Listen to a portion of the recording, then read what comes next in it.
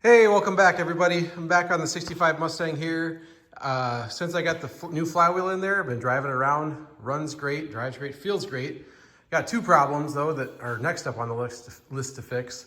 One is the charging system is not working, and I just spent the whole morning screwing with that, didn't videotape any of it, and I can't get it figured out. The wiring's all screwed up.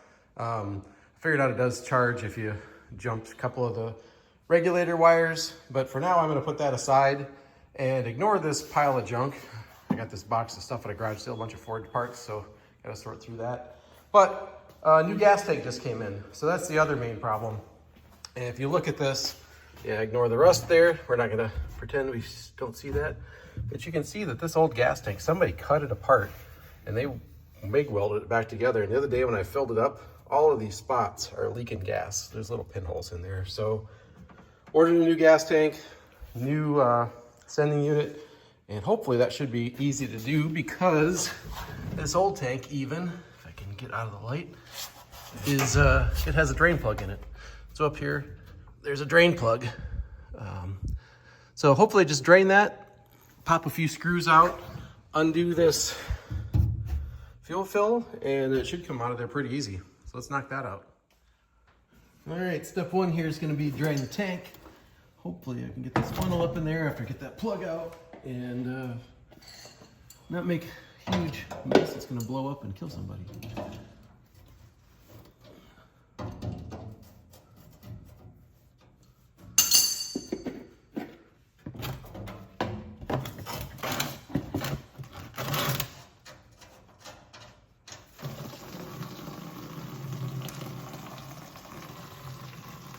And I have no idea how much gas is in this. I filled it up the other day, but then I drove about 75 miles, so I'm hoping it's about 5 gallons. So it can sit there if I just get the other tank ready, or the jug ready.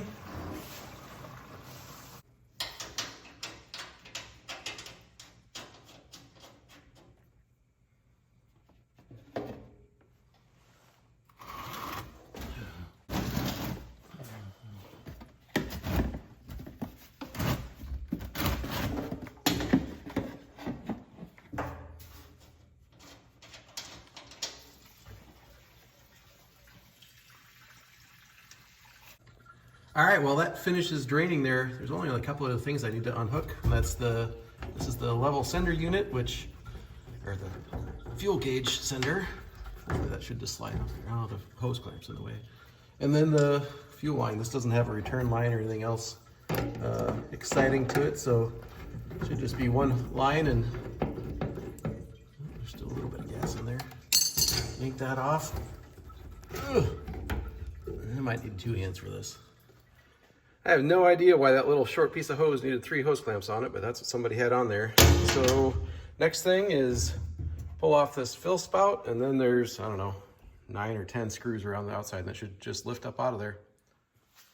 All right, well, I got everything unhooked, so hopefully I can just lift this up out of here somehow.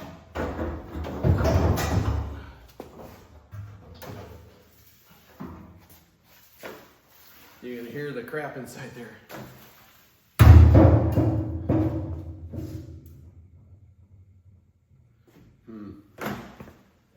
All right, here's a quick look at the rust damage that's underneath that gas tank mount. Probably should do something with that, but I'm not going to do that right now. Next winter, I'm going to replace the quarter panels, and I guess when I get into that sheet metal work, I'll get in there and fix this. But I will sweep it off here a little bit, clean it up, and get ready to, let's see, what do I have to do next? No, I'm not ready to drop it in yet. I got to put the new sender in it. I also want to pop the pickup out of this one and see what it really looks like in there. Let's lift this up out of there and see what it looks like inside there. Well, the screen is completely gone. The float is gone. Let me get a flashlight and shine down in there. Doesn't actually look too bad in there. Not as rusty as some I've seen, but definitely needs replaced. Again, somebody cut the top off of this thing for some reason, and it's just pinhole leaks everywhere. So yeah, you can see that one's leaking just from me tipping it up right there. Well, that looks way better. New pickup and sender is installed, Maybe I should check and see if that drain plug's got some sealant on it, but other than that, I think it's ready to drop back in. Looking good. Here's the top side all buttoned up. Everything lined up good. Use that thing there to set the toolbox on for when I'm driving. Now I gotta button up the bottom. Yeah, that's next. Well, this is disappointing. I just tested it here, but if you can see when I flip the key on there, that sending unit, it's just in the reflection there. That sending unit goes to show all the way full again, even though there's nothing in the tank right now. So that didn't fix the problem. But I'm gonna dump some gas in it and I guess call this part of the project done for today. Back out here this morning trying to figure out the charging system on this Mustang. I bought a color-coded diagram, which isn't actually that helpful, but I just decided to start peeling back tape. And look what I found a few inches back here into that harness. The things I thought were connected at that regulator are definitely not. So hopefully I can figure out what those are supposed to be using this diagram and hook some wires back up and maybe figure this thing out. Still don't know what this red wire down here is for, but if I keep digging at it here, maybe it'll solve itself.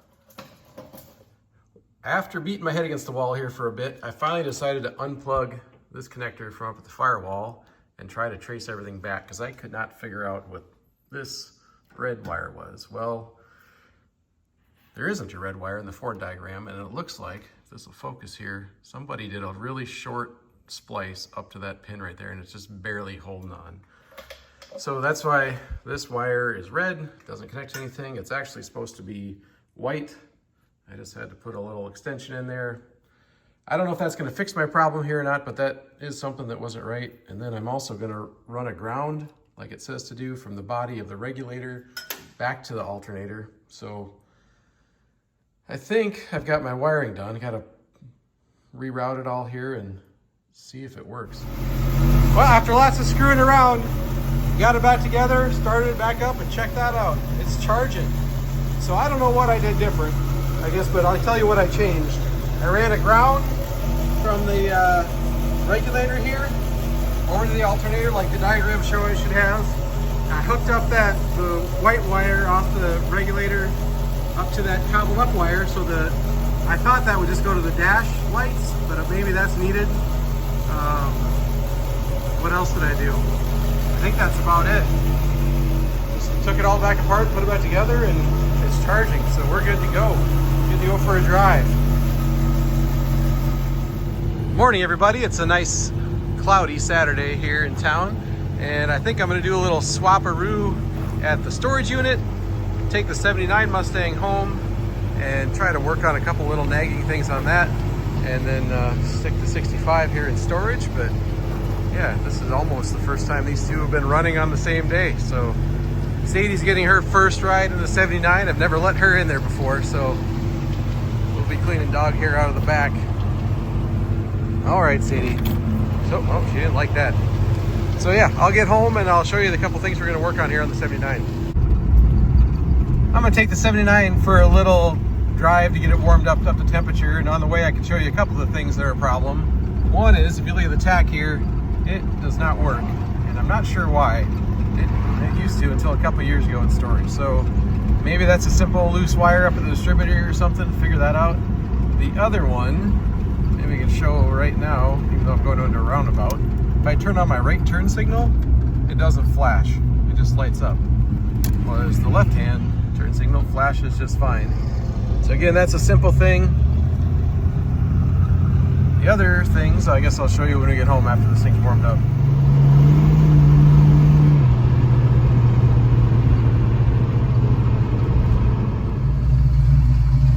So now that the thing's warmed up, let us sit here and idle, and hear that popping? So popping through the exhaust on idle and decel is the other problem.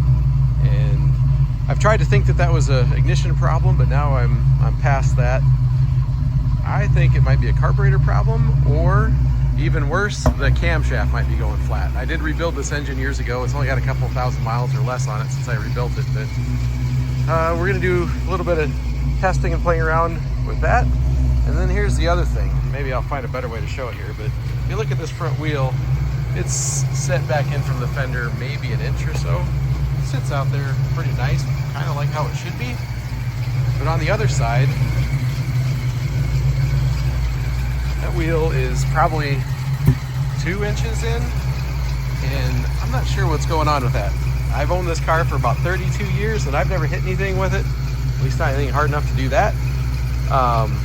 It doesn't look like it's ever been hit. What I'm wondering is if the wrong lower control arm is installed. So we'll do some measuring on that and see if we can figure that out. But let's maybe start with the simple stuff first. Let's see if we can figure out how to make the turn signals work. So again, looks like the left turn signal looks fine. When I switch that to the right, the rear works, the front does nothing. I wonder if that just wouldn't flash if the bulb was burned out. I don't know. Let me see how to get the bulb out of there. Had to jack the car up to be able to get to the bulb, but that bulb absolutely looks blown. So hopefully I've got another one here. Yes, I know that was stupid and simple, but I think I've been driving around for 2 years like that. So one simple thing done. Hopefully everything else goes this well. All right, here you can see a little bit better version of how this passenger side tire is tucked in there more than the other side. Let me roll over here and look, see if I can get the same shot. It's quite a bit more out. I just crawled under there with the tape measure, did some measuring, and I don't know, it looks like both control arms are 13 inches long to me. I don't see any sign of damage. The cross member seems to be bolted kind of centered on the chassis. So I think I'm just gonna give up on that. It drives fine, everything's fine. It just looks a little bit different on this side. I'm gonna move on to probably the more important thing, which is trying to figure out that misfire. Well, I guess I'm moving on. Gave up on the track width investigation, but I'm gonna look into this misfire a little bit. So last year, I put new plug wires on it, new plugs, new distributor, and that was mostly because the connector that runs down the Duraspark is broken.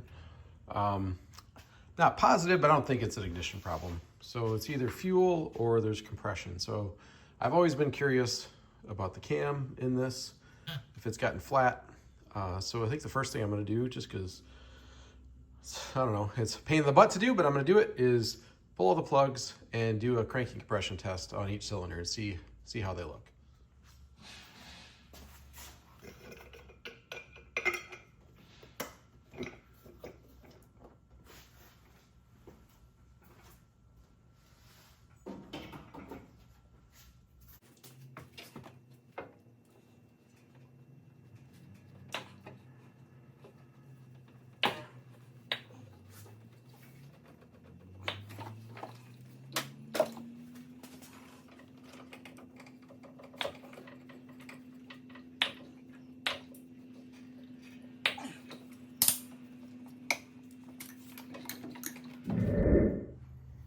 All right, I've got the throttle plate zip tied open.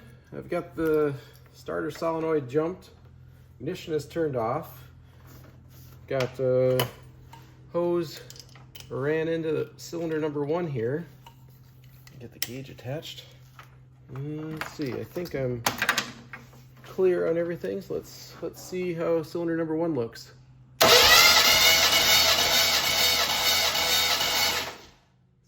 150. Hey, Sadie, come here. Sadie. So, looks like 1 is at 150. Write that down. Move over to number 2.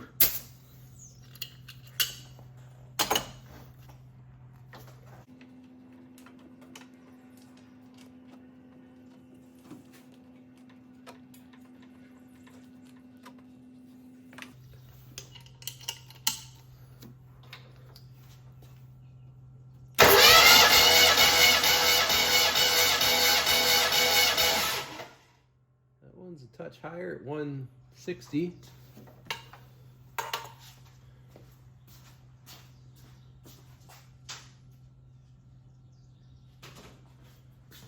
Well, I'll finish the rest off here and let you know what they look like. Well, here's what I got. I did go back and do number 1 again a second time after seeing the rest. I was letting the others crank a little bit longer. So lowest is 155, highest is 170. I don't know, doesn't seem like that bad. Definitely not a sign that something's catastrophically bad. The plugs here, they all will focus. Not in any individual cylinder stands out looking very different than the rest. They all basically look fine. So I think I'm going to move on to the next step, which is, I don't have this ready yet, but I'm going to try to put a wideband sensor on the thing. Just kind of run it out underneath the door, through the door, and take a look and see what the air-fuel ratio is. All right, here's a better look at the wideband sensor I'm installing. It's really simple, just a little display. Comes with an O2 sensor. So as far as wiring goes, that Deutsch connector there plugs into the O2 sensor, and then there's a red and black for power and ground. The other two, one's a TAC, and then one is for, I think, communicate with the data acquisition or something, but don't really need it. So really all I gotta do is install or hook up switch power and ground and get the sensor in. So I was hoping that this O2 sensor wire was going to be longer. I might have to actually run it up and under the hood in the back. We'll see how far it'll reach. Got the box here just temporarily hooked up so I can do a free air calibration on the sensor according to the instructions. So I've got that, I think, pretty well. It's supposed to be just right when it starts flashing. So that looks pretty good right in there. So I'm going to install the O2 sensor and then figure out if I'm going to try to go inside the car with this or just tape it to the outside. I don't think there's really any holes in the firewall I can sneak that whole thing through. Getting close to having this thing powered up, but just looked outside. I got some friends outside. Thought I'd show. Look in there. There's a couple little fawns. Where'd the other one go? There they are. Two of them over there. All right, it's definitely not permanent or pretty, but I've got a switch. Got a power ran up there, got it grounded up on the firewall, and hopefully right now it should be powered up. Takes a second to warm up, and then when it stops flashing slow, it should go up, jump up and read 19 something. There it goes. All right, let's fire it up and see what it does. Let's see, is everything hooked up under here? I think so. It should start up.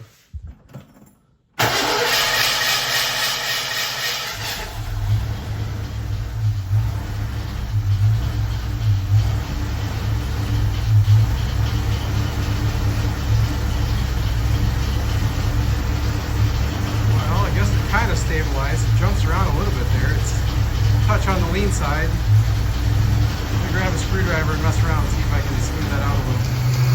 Alright, well I obviously have no idea what I'm doing, but I'm figuring it out. So I was messing around, got the timing light out right there. I disconnected the vacuum advance to try to look at the timing, and as soon as I unplugged that, it started running smoother. You notice right now it's not surging like it was.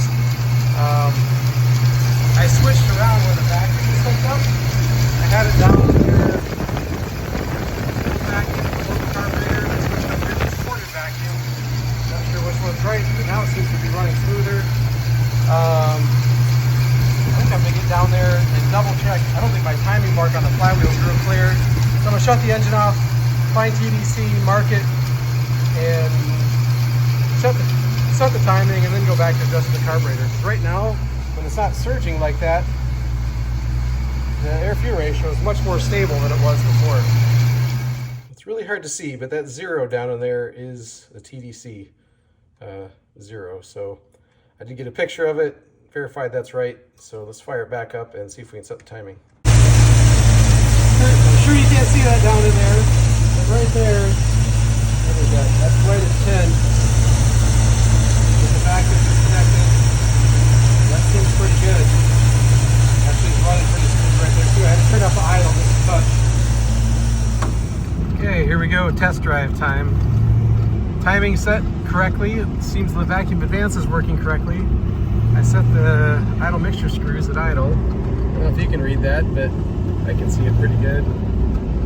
Just the initial tip in is really rich, like right there, it goes down to 10 to 1. Even with light acceleration, we'll get out here in the country and floor it and see what it does. So here's what I see. Under load, it's way too rich. It gets down to low 10s, which is about as low as this sensor will read. But if I just do a light tip in, it goes lean. So I think I need a little more accelerator pump and somehow figure out how to jet it down under load. Well, I'm getting to use all my weird tools today. I got the vacuum gauge out, just had it running, peeking through under the hood with it dropped into gear. It was down to about 15, what is that, inches of vacuum at idle. So I think what I'm gonna do next is pull apart the carburetor and check the power valve. I just watched a couple videos online and it looks like if I've got the wrong power valve in there, it could explain the rich under load condition. So let me pull that carburetor apart and see what's in there. Got the carburetor popped apart here. This has got a 6.5 power valve in it. And if it was reading 15 inches of vacuum, I really need a 7.5. So I'm gonna go upstairs and dig through my junk, see if I've got one. If not, I might have to run to the parts store and hope that they've got one. Just ran down to O'Reilly's. It looks like I'm stuck. I can't get a bigger power valve or a 7.5 power valve until Tuesday. So I guess this is good. It's how it's gonna sit for a few days. I called all over, but that's the downside to living in the middle of nowhere. So guess I'm done for the day. Back again, it's been a couple days. I've got the new power valve here, which is a 7.5, which if I understand things right, since I had 15 inches of mercury, or 15 inches of vacuum, should have half that as the size of the power valve. So I'm gonna take out that 6.5, stick this other one in, slap this back together, and take it for a drive. Well, here we are, light cruising. Looks like it's right around 13. I do a little tip in. Drops down to about 11.5, 11.6, which is a lot better than 10.3 or whatever it was before. So it was certainly a step in the right direction. It probably could stand to go another step. I didn't really know how big of a change one, whatever that is, power valve step size would be, but it looks like it's a nice step. So the tip in goes about 11.5, so still plenty rich. I might order up another one and try whatever the next size up is. Okay, before I go back, I'm gonna do a little full throttle run here. So this is gonna be, let's see, I'll drop it down to second gear, full throttle. Not too bad. All right, we're gonna take another shot at things here. I put that 7.5, whatever you call this thing. What's it called? Power valve in there. It made a difference, but it's still too rich. So I asked around at work and found somebody who had one set of jets. These are 60s, and I get at 69 in there right now. So that's a huge step, probably bigger than I'd like to take, but it's what I've got. So I'm going to throw those in there. I'd probably guess to go down to like a, I don't even know. Never worked on these, but I'd probably guess for like a 65 or 66. I want to go down just a couple steps. So I'm going to throw these in there, see how big a change that is. Make sure it's not too lean.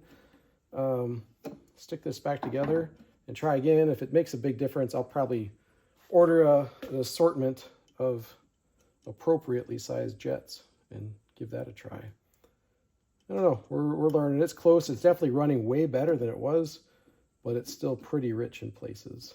Definitely wide open throttle, pretty rich. So keep messing around with it and see what happens here.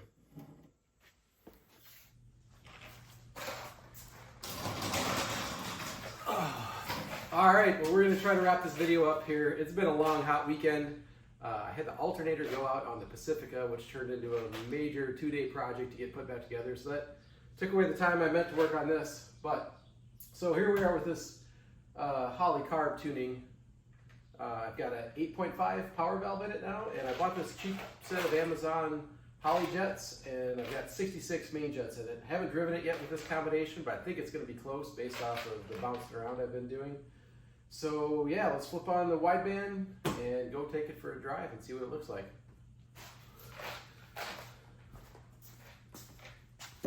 Let's start with a nice cold start here. I haven't started up yet. Let's see if it's going to go.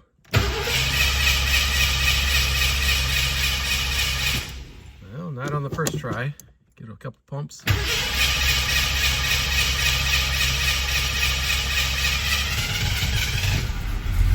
There it goes.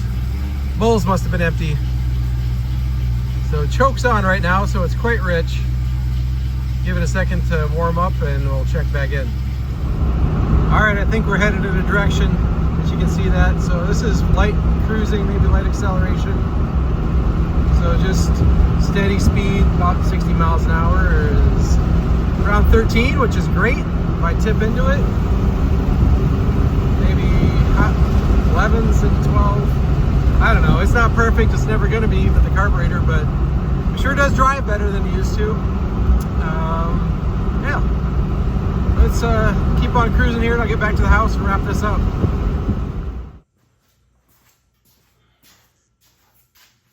All right, I'm gonna wrap this one up. I didn't get everything fixed that I wanted to, but I'm super happy. The thing runs, it doesn't pop and bang out the exhaust like I was doing before. It drives awesome, probably better than it's had since I had the stock 2-barrel on it, which I maybe should have just left on there. But yeah, there's always something to fix on all this stuff around here. So for now, I'm gonna wrap it up and we'll figure out what's next, whether it's another project in this one, the 65, or who knows, maybe I'll find something else to drag home. Thanks for watching.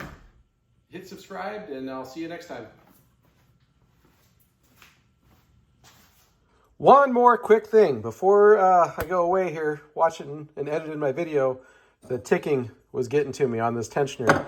Nobody actually lists a tensioner for this thing, but I got online, did some hunting, decided to order one. It says it's for an air-conditioned car, which mine isn't, but these things look the same. So hopefully I can get this back together and that damn ticking that you heard the whole video while the car was running is going to go away. So that's it. Bonus footage. Thanks.